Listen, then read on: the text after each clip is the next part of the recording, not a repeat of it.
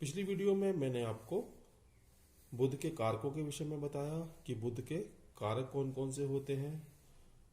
मैंने आपको पिछली वीडियो में बताया हमारे हाथ में बुध पर्वत किस स्थान पे होता है, इसके सीमा क्षेत्र कौन कौन से होते हैं। इस वीडियो में हम बुध पर्वत के विषय में जानेंगे। हमारे हाथ में बुध पर्वत किस स्थान पे होता है, इसका सीमा क्षेत्र क्या है, बुध पर्वत बहुत उन्नत स्थिति में हो तो हमारे जीवन पे क्या क्या प्रभाव रहते हैं, बुध पर्वत बहुत निम्न स्थिति में हो तो हमारे जीवन के ऊपर इसके क्या क्या प्रभाव रहते हैं, और बुध पर्वत अति उन्नत स्थिति में हो तो हमारे जीवन के ऊपर क्या क्या प्रभाव रहते हैं। तो दोस्तों, हमारे हाथ के अंदर बुध पर्वत किस स्थान पे है, पहले मैं आपको ये बता देता हूं। देखिए, आपकी जो ये सबसे छोटे वाली उंगली है, ये वाली उंगली है, इसको हम क्या कहते हैं, कनिष्ठा। ठीक है, इस उंगली को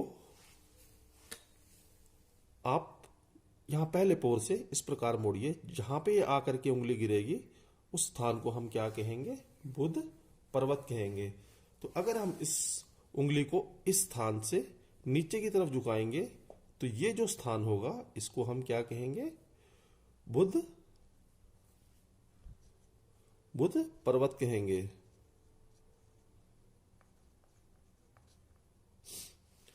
तो ये हमारा बुध पर्वत बन जाएगा। अब इसके सीमा क्षेत्र के विषय में बता देता हूं कि जो हमारा बुध पर्वत है उसका सीमा क्षेत्र क्या होता है।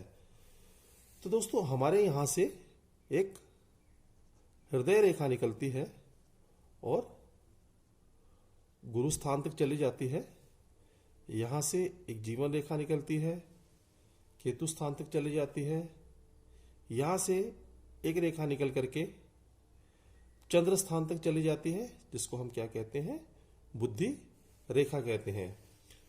तो दोस्तों, आपकी जो ये अनामिका उंगली है, तीसरे वाली उंगली है, और जो ये आपकी सबसे छोटे वाली कनिष्ठा उंगली है, इसके मध्य से एक सीधी रेखा आप नीचे की तरफ खींचिए और हृदय रेखा तक ले आइए। तो दोस्तों, इस स्थान से इधर का जो जितना भी स्थान बचता है, बिल्कुल बीच में जो सा, जहां तक ये आपकी छोटी उंगली की जो सीमा है वो खत्म हो रही है, वहां तक का जितना भी ये स्थान रहेगा इसको हम क्या कहेंगे, बुध पर्वत कहेंगे। इसके पश्चात दोस्तों हम ये देखेंगे कि जो व्यक्ति आपके पास हाथ दिखाने आया है वो बुध जातक तो नहीं है। तो जातक के विषय में मैंने बताया था कि किस ग्रह का जातक है। तो इस प्रकार की नाड़िका रेखाएं, इस प्रकार की रेखाएं आपको बुध पर्वत के बिल्कुल बीच में इस स्थान के ऊपर आपको ये मिलेंगी। अगर आप देखते हैं किसी व्यक्ति के इस आकृति वाली नाड़िकाएं रेखाएं इस जगह पर बनी हुई हैं, तो आप कहेंगे कि ये जो व्यक्ति है ये बुध का जातक है। तो आप उससे एक दो प्रश्न कर सकते हैं, जैसे कि क्या आप व्यापार में रुचि रखते हैं, या आपको स्टेज पे बोलना अच्छा लगता है, तर्क वितर्क करना अच्छा लगता है। इस प्रकार आप दो चार प्रश्न उससे पूछिए, वो व्यक्ति आपको हाँ में जवाब देगा और आपको आराम से पता लग जाएगा कि ये जो व्यक्ति है ये बुध जातक है। इसके पश्चात दोस्तों, अब हम पर्वतों की तरफ बढ़ जाते हैं कि हमारे हाथ में पर्वत बहुत उन्नत स्थिति में हो तो हमारे जीवन पे क्या क्या प्रभाव रहते हैं, बिल्कुल निम्न स्थिति में हो तो हमारे जीवन पे क्या प्रभाव रहते हैं, अति उन्नत स्थिति में हो तो हमारे जीवन के ऊपर क्या क्या प्रभाव रहते हैं। तो दोस्तों, जब आप किसी व्यक्ति के हाथ में इस स्थान को देखेंगे तो ये जो स्थान है थोड़ा सा आपको उभरा हुआ नजर आएगा। तो इसकी उत्तम स्थिति क्या है, इसकी उत्तम स्थिति ये है कि ये सूर्य पर्वत से थोड़ा सा ढलवा होना चाहिए, अर्थात सूर्य पर्वत थोड़ा सा ऊंचा होना चाहिए और जो आपका ये बुध पर्वत है थोड़ा सा नीचा होना चाहिए। लेकिन ये एकदम खड्डे की तरह नीचे दबा नहीं होना चाहिए, या ऐसा नहीं होना चाहिए कि सूर्य पर्वत से एकदम बाहर की तरफ फूला रहे। अगर ये खड्डे की एक तरह एकदम अंदर की तरफ दबा हुआ है तो इसको हम अच्छी स्थिति नहीं मानेंगे, और एकदम बाहर की तरफ उभरा होगा तो भी हम इसको अच्छी स्थिति नहीं मानेंगे। ये सूर्य स्थान के या तो लगभग बराबर या थोड़ा सा नीचे होना चाहिए।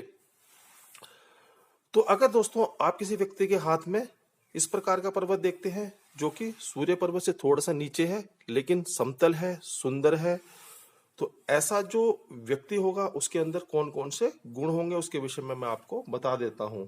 तो दोस्तों, उसके व्यक्ति के अंदर जो पहला गुण होगा वह होगा वाणी। जो देखो, ऐसे जो व्यक्ति होते हैं, इतनी मीठी वाणी वाले व्यक्ति होते हैं, इतने प्यार से बात करते हैं कि आपका मन करेगा इन लोगों से बात करने के लिए। देखिए, वाणी एक ऐसी चीज है जिसके द्वारा आप दुनिया को अपने पक्ष में कर सकते हैं। अर्थात आप किसी भी व्यक्ति से अपनी वाणी के द्वारा अपनी बात को मनवा सकते हैं। देखिए, कितने बड़े बड़े नेता, वक्ता जो स्टेजेस पे बोलते हैं, गुरु, देखिए इनकी वाणी ही इनकी सबसे बड़ी ताकत होती है। अगर इनकी वाणी अच्छी होती है तो अपनी वाणी के द्वारा सबको अपनी बात बता देते हैं, लोग इनकी बात को मानते हैं। तो लोग, जिन लोगों के हाथ में बुध पर्वत की स्थिति अच्छी रहती है, ऐसे जो लोग होते हैं उनकी वाणी बहुत ही ज्यादा सुंदर होती है। तो दूसरा जो ऐसे व्यक्ति होते हैं उनके अंदर क्या गुण होता है? बुद्धिशाली। देखिए, बुद्ध से ही हमें बुद्धि प्राप्त होती है। हम, और बिना बुद्धि के जीवन के अंदर कोई भी कार्य नहीं किया जा सकता। चाहे किसी भी कार्य को आप करना चाहें, आपको बुद्धि की आवश्यकता पड़ेगी। पढ़ना, लिखना, कोई डिसीजंस लेना, कुछ भी करना हो, उसके लिए आपको बुद्धि की आवश्यकता होती है। तो बुद्ध जो है ऐसे व्यक्तियों को बुद्धिशाली बनाते हैं। जिस भी काम को करेंगे, जो भी काम करेंगे, बहुत सोच समझ के करेंगे। आप इनके द्वारा लिए गए निर्णयों के अंदर किसी प्रकार की आप उंगली नहीं कर सकते हैं कि इस व्यक्ति ने ये जो डिसीजन है ये गलत लिया है। बहुत ही कुशल बुद्धि ऐसे व्यक्ति होते हैं और हर जो बात है उसको बहुत ही अच्छे से पूर्ण करने का प्रयास ये लोग करते हैं। अगला जो कारक आता है वाक शुद्धि। ऐसे जो लोग होते हैं उनकी वाणी में शुद्धि रहती है। अगर गुरु की स्थिति भी आपके हाथ में अच्छी है, गुरु पर्वत अच्छा है, तो ऐसे जो लोग होते हैं वो जो भी बोलते हैं उनकी बात सत्य होकर गुजरती है। अर्थात ऐसे जो लोग होते हैं उन, अगर वो ज्योतिष के कार्यों में जाते हैं या आपके हस्तरेखा विज्ञान या इस प्रकार के किसी शास्त्र के अंदर इनकी रुचि होती है, तो ऐसे जो लोग होते हैं जो भी भविष्यवाणियां करते हैं, ये लोगों की जो भविष्यवाणियां हैं वह 100% पूर्ण होती हैं। तो इस प्रकार की वाक शुद्धि भी ऐसे लोगों के अंदर रहती है। चौथा जो पॉइंट आता है वह आता है व्यापार। ऐसे जो लोग होते हैं उनकी जो रुचि होती है व्यापार होता है। अब व्यापार में ऐसा नहीं है कि सभी के सभी लोग व्यापार करेंगे, कुछ लोग नौकरी भी करते हैं, लेकिन कहीं ना कहीं इन व्यक्तियों की जो रुचि होती है वो व्यापार में रहती है। कुछ ना कुछ छोटा से छोटा व्यापार ऐसे लोग करना चाहते हैं। आजकल बहुत सारे व्यक्ति नौकरियां करते हैं लेकिन साथ में ऑनलाइन कुछ छोटा मोटा काम कर लिया, तो इस प्रकार के काम ऐसे लोग करते हैं। तो ऐसे जो व्यक्ति रहेंगे उनके अंदर व्यापार की रुचि बहुत अधिक रहती है। चातुर्य, ये जो लोग होते हैं बहुत ही ज्यादा चतुर होते हैं। अपनी बात को इतने तरीके से बोलते हैं, इतने तरीके से करते हैं कि दूसरा जो व्यक्ति होता है इनको मना ही नहीं कर पाता है कि मैं आपका ये काम नहीं करूंगा। हर कार्य को बड़ी चतुराई के साथ, बहुत समझदारी के साथ ऐसे जो लोग हैं वो करते हैं, अगर किसी व्यक्ति के हाथ में बुध पर्वत अच्छी स्थिति में होता है। इसके पश्चात अगला जो कारक आता है वह आता है बहुभाषा ज्ञान। देखिए, अगर आप देखते हैं किसी व्यक्ति के हाथ में बुध जो पर्वत है उसकी स्थिति अच्छी है, अर्थात उन्नत और समतल है, तो ऐसे जो व्यक्ति होते हैं वे लोग बहुभाषा ज्ञान रखते हैं। ऐसे लोगों के अंदर विभिन्न प्रकार के भाषाओं को बोलने की रुचि रहती है। ऐसे जो लोग होते हैं हिंदी, अंग्रेजी, तमिल, फ्रेंच भाषा और अन्य कई प्रकार की भाषाएं बोलने में निपुण भी होते हैं और बोलने के लिए प्रयत्नशील भी होते हैं। तो इस प्रकार जिन लोगों के हाथ में बुध पर्वत की स्थिति अच्छी होती है उनमें एक जो गुण होता है वह होता है बहुभाषा ज्ञान। के पश्चात अगला जो कारक आता है वह आता है शास्त्र ज्ञान। तो जिन लोगों के हाथ में बुध पर्वत अच्छी स्थिति में होता है, ऐसे जो लोग होते हैं उनके अंदर शास्त्रों का भी ज्ञान रहता है। कौन कौन से शास्त्रों का ज्ञान रहेगा? गणित शास्त्र का। ऐसे जो लोग होते हैं गणित में बहुत ही ज्यादा निपुण होते हैं, बहुत ही अधिक रुचि लेते हैं। इसके सिवाय ज्योतिष शास्त्र, विज्ञान शास्त्र, इसमें भी इन लोगों की रुचि आवश्यक रूप से रहती है। अगला जो कारक आता है इनका वह आता है चिकित्सा। देखिए, जिन लोगों के हाथ में बुध की स्थिति अच्छी होती है, ऐसे जो लोग होते हैं वे चिकित्सा के कार्यों में भी रुचि लेते हैं। अच्छे अच्छे डॉक्टर्स ऐसे लोग होते हैं। हाथ में अगर सूर्य की स्थिति भी अच्छी है तो ऐसे जो लोग होते हैं अच्छे सर्जन्स होते हैं, अर्थात ऐसे जो लोग होते हैं वे डॉक्टर्स दवाइयां देने के साथ साथ ऑपरेशन के कार्य भी करते हैं। तो अगर बुध के हाथ में बुध की स्थिति अच्छी है तो ऐसे जो लोग होंगे वो चिकित्सा के कार्यों में रुचि लेते हैं। और अगर आप इस स्थान के ऊपर देखते हैं, इस प्रकार की जो 3 रेखाएं आपको नजर आए, तो ऐसे जो लोग होते हैं 100% जो है डॉक्टर्स की लाइन में जाते हैं। जो स्वास्थ्य से संबंधित काम होते हैं ऐसे लोग अपने जीवन काल में करना पसंद करते हैं। इसके पश्चात अगला जो गुण आता है वे आता है यात्राएं। ऐसे जो लोग होते हैं जिनके हाथ में बुध की स्थिति अच्छी होती है वे लोग यात्राएं करना बहुत पसंद करते हैं। यात्राएं कौन सी हो सकती हैं? वे विदेश यात्राएं भी हो सकती है, देश की यात्राएं भी हो सकती हैं। ये जो यात्राएं हैं ये एक राज्य से दूसरे राज्य में भी हो सकती हैं। तो ऐसे जो लोग होते हैं वे यात्राएं करना बहुत पसंद करते हैं। जो बुध ग्रह है ये एक चर ग्रह है, हर समय चलता रहता है। तो इस कारण से ऐसे जो लोग होते हैं उनके अंदर भी कहीं ना कहीं हमेशा घूमने फिरने की एक लालसा रहती है। ऐसे जो लोग हैं घूमना फिरना, एक स्थान से दूसरे स्थान पर हमेशा घूमना फिरना पसंद करते रहते हैं। इसके पश्चात अगला जो कारक आता है वह आता है धन। देखिए, धन का हमारे जीवन में बहुत अधिक महत्व है। बिना धन से तो हम अपने जीवन काल में कुछ कर ही नहीं सकते हैं। धर्म कर्म कुछ भी कार्य आपको करना है, सबके लिए क्या है? धन चाहिए। तो धन किस प्रकार का प्राप्त करते हैं? देखिए, यहाँ जो ये वाली हमारी उंगली है प्रथम वाली, इससे हमें कौन सा धन प्राप्त होता है? भक्ति का धन प्राप्त होता है। भक्ति का धन, भक्ति से, अच्छे कार्यों से, ठीक है। और ये जो धन है ये कैसा है? मेहनत परिश्रम का धन प्राप्त होता है हमारे को, परिश्रम। इसके पश्चात अगला जो है, इससे हमें कौन सा धन प्राप्त होता है? इसके हमें नौकरी के द्वारा धन प्राप्त होता है। जो हम नौकरी करते हैं वो हमारे को धन यहाँ से प्राप्त होता है। तो ये जो हमारी सबसे कनिष्ठा, सबसे छोटी वाली उंगली है, इससे हमें कौन सा धन प्राप्त होता है? व्यवसाय से संबंधित धन प्राप्त होता है। तो दोस्तों, जिनके हाथ में बुध पर्वत अच्छी स्थिति में होता है ऐसे जो लोग होते हैं व्यवसाय से धन कमाते हैं। इसके सिवाय ऐसे जो लोग होते हैं वो धन का संचय करने में भी बहुत ही अधिक निपुण होते हैं। इन लोगों को पता होता है कि किस जगह पे कितना धन खर्च करना है। ये जो लोग होते हैं धन का मैनेजमेंट बहुत अच्छे से करते हैं। आपको किस व्यक्ति को कितना धन देना है, पत्नी को कितना देना है, बच्चों को कितना देना है, कितना धन मुझे अपने खाते में डालना है और कितना मुझे शेयर मार्केट में लगाना है, इस प्रकार का मैनेजमेंट करने में ऐसे जो लोग होते हैं बहुत ही अधिक निपुण होते हैं। ऐसे जो लोग होते हैं धन का अपव्यय नहीं करते हैं, धन को बर्बाद नहीं करते हैं, बहुत अच्छे से धन को मैनेज करते हैं।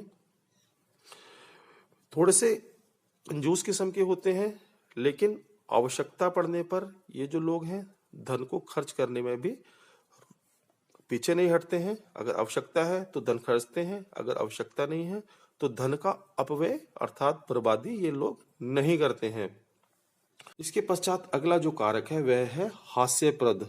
तो दोस्तों, ऐसे जो लोग जिनके हाथ में बुध की स्थिति अच्छी है अर्थात बुध पर्वत अच्छी स्थिति में है, तो ऐसे जो लोग होते हैं हास्यप्रद होते हैं। जो भी बात करते हैं हमेशा मुस्कुराते हुए करते हैं। ऐसे जो लोग होते हैं आपको उन व्यक्तियों के होठों पे हर समय एक छोटी सी मुस्कान नजर आएगी। तो ऐसे जो लोग होते हैं थोड़ा कम दुखी नजर आएंगे आपको। इसके सिवाय अगला जो कारक है वह आता है कलाएं। तो अगर आप देखते हैं किसी व्यक्ति के हाथ में बुध पर्वत की स्थिति अच्छी है तो ऐसे जो लोग होते हैं उनके अंदर विभिन्न प्रकार की कलाएं होती हैं। ऐसे जो लोग होते हैं गायन के क्षेत्र में विशेष रूप से रुचि लेते हैं। इसके पश्चात अगला जो कारक आता है भाषण। तो अगर आप देखते हैं किसी व्यक्ति के हाथ में बुध की स्थिति अच्छी है तो ऐसे जो लोग होते हैं भाषण के अंदर बहुत ही निपुण होते हैं। 100, 200, 500 लोग इनके सामने आप खड़ा कर दीजिए, इतने विश्वास के साथ ये लोग बोलते हैं कि सब लोग बड़ी आराम से बैठ करके इनकी बात को सुनते हैं। जैसा कि मैंने आपको बताया इन लोगों की वाणी बहुत मीठी होती है। तो इसी प्रकार ऐसे जो लोग होते हैं भाषण में को भी इतना ज्यादा रुचिकर बना देते हैं कि आप एक बार इन लोगों को सुन लीजिए, आपका वहां से उठने का मन ही नहीं करेगा। आप बैठ करके बहुत आराम से इन लोगों की बात को सुनेंगे। आप बिल्कुल भी इनकी जो भाषण है उसको बीच में छोड़ करके नहीं जा सकते हैं। उदाहरण के लिए जो नेता होते हैं, इसके सिवाय जो गुरु होते हैं, जो स्टेजेस पे बैठ करके लोगों को अपने बात के विषय में बताते हैं, परमात्मा के विषय में बताते हैं, उन लोगों के हाथ में जो बुद्ध की स्थिति है वो बहुत ही अच्छी होती है। इसके पश्चात अगला जो कारक आता है वह आता है लेखन के कार्य। तो ऐसे जो लोग होते हैं जिनके हाथ में बुद्ध पर्वत अच्छी स्थिति में होता है, वे लेखन के कार्यों में भी रुचि लेते हैं। लेखन के कार्य कौन से? जैसे कि बैंक्स के अंदर अकाउंट्स का काम होता है, या जो पत्रिकाएं होती हैं उनके अंदर जो लेख के कार्य किए जाते हैं, उन कार्यों के अंदर भी ऐसे लोग रुचि लेते हैं जिनके हाथ में बुद्ध पर्वत की स्थिति अच्छी होती है। इसके पश्चात अगला जो कारक आता है वह आता है तर्क वितर्क। देखिए, हाथ में अगर बुद्ध पर्वत की स्थिति अच्छी है तो ऐसे जो लोग होते हैं तर्क वितर्क में भी निपुण होते हैं। ऐसे जो लोग होते हैं वे लोग हर बात में तर्क वितर्क करते हैं। ऐसे जो लोग होते हैं वकालत के कार्य, जहां पर तर्क वितर्क किया जाता है, उस कार्य में भी ऐसे जो लोग हैं बहुत ही अधिक रुचि लेते हैं, और वकालत जैसे कार्यों के अंदर ये लोग निपुण भी होते हैं। तो इस प्रकार मैंने आपको बताया, अगर हमारे हाथ में बुद्ध पर्वत उन्नत स्थिति में हो तो हमारे जीवन के ऊपर क्या क्या प्रभाव रहेंगे। इसके पश्चात अब हम उन लोगों के विषय में जान लेते हैं जिनके हाथ में जो बुद्ध पर्वत है बहुत ही ज्यादा उन्नत स्थिति में होता है, अर्थात एकदम गुब्बारे की तरह फूला रहेगा। हमारा जो अपना सूर्य पर्वत है उससे भी बहुत ज्यादा बाहर की तरफ उभरा रहेगा, एकदम गुब्बारे की तरह फूला हुआ नजर आता है। तो दोस्तों, उन लोगों के अंदर कौन कौन से अवगुण आ जाएंगे उसके विषय में बता देता हूं। तो दोस्तों, ये जितने भी मैंने आपको उन्नत वाले कारक आपको बताए कि ऐसे लोगों के अंदर कौन कौन से गुण होते हैं, आप इन्हीं गुणों को अंदर अति लगा लीजिए। उदाहरण के लिए वाणी, ऐसे जो लोग होते हैं, इन लोगों की भी वाणी तो बहुत मीठी होती है, लेकिन ऐसे जो लोग होते हैं अपनी वाणी का दुरुपयोग करते हैं। अर्थात ऐसे जो लोग होते हैं मीठी मीठी बातें कर करके लोगों को मूर्ख बनाने का प्रयास करते हैं।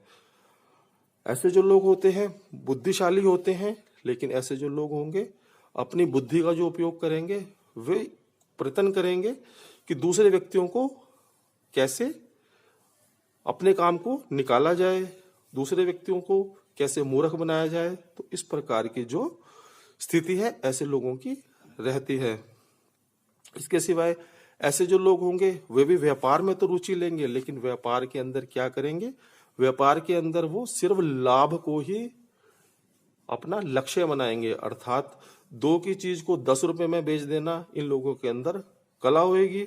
ऐसे जो लोग होते हैं हर चीज के अंदर लाभ के विषय में सोचेंगे, जो भी काम करेंगे उसके अंदर लाभ के विषय में ही सोचते रहेंगे। ऐसे जो लोग होते हैं, अगर ये डॉक्टर्स हैं तो ऐसे जो लोग होंगे तो वो वाले डॉक्टर होंगे जो क्या करेंगे?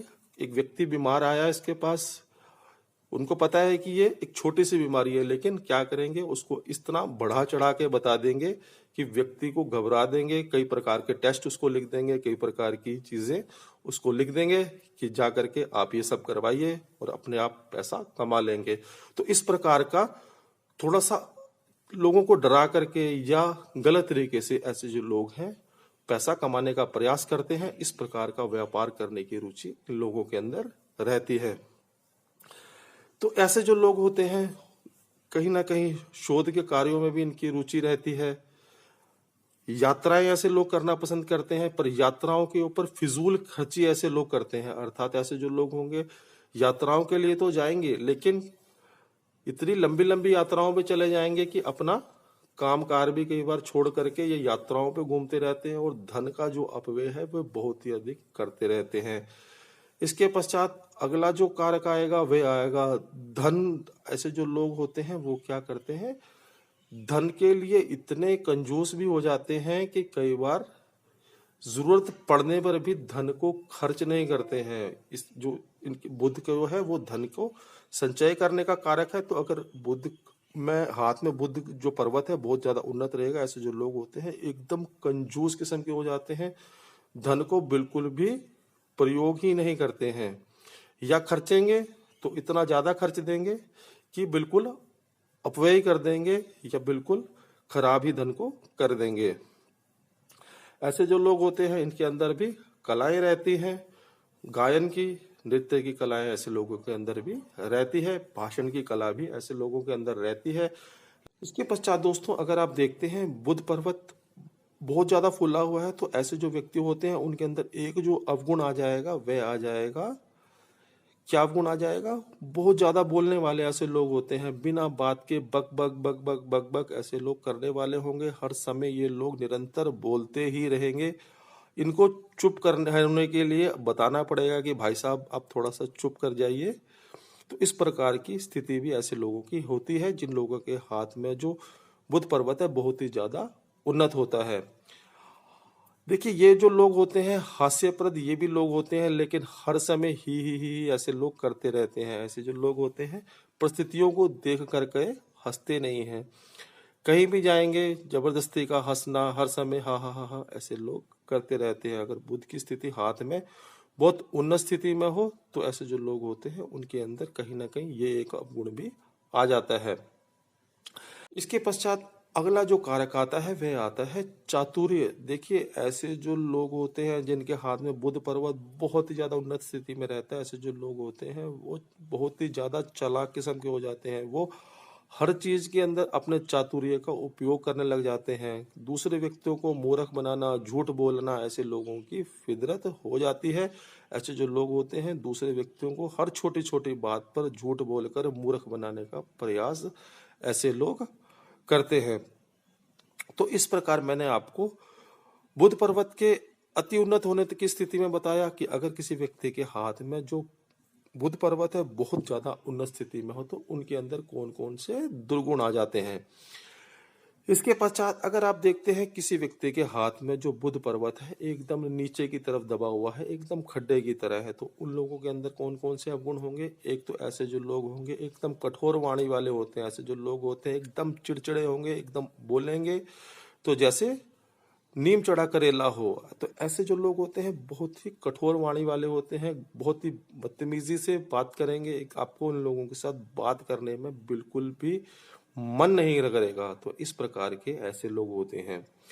इसके पश्चात अगला जो कारक होगा ऐसे लोगों के अंदर जो अवगुण होगा वो होगा बेवकूफ। ऐसे जो लोग होते हैं निरंतर बेवकूफ होते हैं, अर्थात ऐसे जो लोग होते हैं उनके अंदर बुद्धि का अभाव रहता है, क्योंकि जो बुध है वो बुध का कारक है। ऐसे जो लोग होते हैं जो भी अपने डिसीजंस लेंगे वो अपनी लाइफ के अंदर गलत ही लेंगे, क्योंकि ऐसे जो लोग होते हैं कहीं ना कहीं उनकी जो बुद्धि है वो उनका साथ नहीं देती है। तो बिल्कुल बेवकूफ किस्म के ऐसे लोग होते हैं। ऐसे जो लोग होंगे इनका जो स्वभाव होगा वो भी कहीं ना कहीं बहुत चिड़चिड़ा होगा। क्यों चिड़चिड़ा होगा, क्योंकि ऐसे जो लोग होते हैं अपनी बात को दूसरे व्यक्तियों को समझा ही नहीं पाते हैं। तो दूसरे लोगों के सामने इनके अंदर जो जो कॉन्फिडेंस ऑफ लेवल होता है, जो बोलने की जो एक अच्छा बोलने की जो क्षमता होती है वह लोगों के अंदर होती नहीं है, जिसके कारण जो भी ये दूसरे लोगों को बोलते हैं कठोर तरीके से बोलते हैं, तो दूसरे जो व्यक्ति होते हैं इनको वापस रिस्पॉन्स कर देते हैं, जिनकी वजह से ऐसे जो लोग होते हैं उनका जो स्वभाव है वो बिल्कुल एकदम चिड़चिड़ा हो जाता है। इसके सिवाय ऐसे जो लोग होते हैं अज्ञानी होते हैं, किसी प्रकार के विषय का ज्ञान इनको नहीं होता है। थोड़ा बहुत अपने जीवन काल में शिक्षा प्राप्त कर भी लेते हैं, लेकिन कहीं ना कहीं ऐसे जो लोग होते हैं बहुत अच्छी शिक्षा या बहुत उत्तीर्ण शिक्षाएं अपने जीवन काल में प्राप्त नहीं कर पाते हैं। ऐसे जो लोग होंगे जिनके हाथ में बुध पर्वत एकदम नीचे की तरफ दबा रहेगा, ऐसे जो लोग होंगे धन का अपव्यय करने वाले होते हैं, अर्थात ऐसे जो लोग होते हैं जरूरत से ज्यादा धन को बर्बाद करते हैं। छोटे छोटे कामों के ऊपर, बुरे बुरे कामों के ऊपर ये लोग धन का अपव्यय करते रहते हैं। इसके पश्चात अगला जो अवगुण इनके अंदर आ जाता है वह आता है वाणी संबंधित रोग। ऐसे जो लोग होंगे जिनके हाथ में बुध पर्वत बहुत नीचे की तरफ रहता है, ऐसे जो लोग होंगे उनके अंदर वाणी के संबंधित रोग हो जाते हैं। ऐसे जो लोग होते हैं या तो तुतलाते होते हैं या फिर रुक रुक कर अपनी बात को करते हैं। तो अगर किसी व्यक्ति के हाथ में बुध पर्वत बहुत ज्यादा घुसा रहता है तो ऐसे जो लोग होंगे वाणी से संबंधित रोग भी ऐसे व्यक्तियों के अंदर रहते हैं। इसके पश्चात बालों के झड़ने की समस्या। देखिए ऐसे जो लोग होते हैं उनमें कहीं ना कहीं बालों के झड़ने की समस्या भी रहती है। ऐसे जो लोग होते हैं धीरे धीरे इनके बाल झड़ जाते हैं और जो इनके सिर में जो है बालों की जो स्थिति है वो बहुत ही कम रह जाती है, अर्थात ऐसे जो लोग हैं लगभग गंजेपन की स्थिति में पहुंच जाते हैं। इसके पश्चात ऐसे जो लोग होते हैं बहस करने वाले होते हैं, अर्थात ऐसे जो लोग होते हैं, देखिए तर्क वितर्क अलग चीज है और बहस अलग चीज है। तर्क वितर्क में हम अपने विषय में बताते हैं कि ये चीज हो सकती है, ये चीज नहीं हो सकती है, हमें ये करना चाहिए नहीं करना चाहिए, तो तर्क वितर्क होता है, अर्थात एक पक्ष और दूसरा पक्ष आपस में अपने अपने विचारों को रखते हैं। लेकिन बहस करने का मतलब ये हो जाता है कि ऐसे जो लोग होंगे बस अपनी बात को ऊपर रखेंगे, दूसरा व्यक्ति कितना भी इन लोगों को समझाए कि आप ये गलत कह रहे हैं या गलत है, ये लोग मानने वाले नहीं है, तो एकदम हर बात के ऊपर बहस करेंगे। अगर आप इनकी बात नहीं मानेंगे तो लड़ाई झगड़ा करने को ऐसे लोग तैयार हो जाते हैं। तो अगर आप देखते हैं बुध पर्वत एकदम नीचे की तरफ दबा हुआ है, ऐसे लोगों के अंदर ये भी एक अवगुण आ जाता है। ऐसे जो लोग होते हैं इनके अंदर आत्मविश्वास की भी कमी होती है, क्योंकि अच्छा बोल ये लोग नहीं पाते हैं, शिक्षा में ये लोग निपुण नहीं हो पाते हैं, तो कहीं ना कहीं ऐसे जो लोग होते हैं वे लोगों के अंदर आत्मविश्वास की कमी रहती है। ये लोग स्टेजेस पे जाकर के 50-100 लोगों के सामने बोलने में भी हमेशा हिचकिचाते रहते हैं। तो इस प्रकार दोस्तों मैंने आपको बुध पर्वत के विषय में बताया। हमारे हाथ में बुध पर्वत किस स्थान पे होता है, हमारे हाथ में बुध पर्वत का सीमा क्षेत्र क्या है। इसके पश्चात मैंने आपको बुध पर्वत के विषय में बताया कि अगर बुध पर्वत बहुत उन्नत स्थिति में हो तो हमारे जीवन पे क्या प्रभाव रहते हैं, अति उन्नत स्थिति में हो तो हमारे जीवन पे क्या प्रभाव रहते हैं, और एकदम निम्न स्थिति में हो तो हमारे जीवन के ऊपर इसके क्या क्या प्रभाव रहते हैं। अगली वीडियो में हम ये जानेंगे कि बुध पर्वत के ऊपर कौन कौन से निशान शुभ होते हैं, कौन कौन से निशान अशुभ होते हैं, और ये जो निशान है हमारे जीवन के ऊपर किस प्रकार के प्रभाव डालते हैं। तो इस वीडियो को यहीं पे विश्राम दे देते हैं। इस वीडियो को देखने के लिए आपका बहुत बहुत धन्यवाद।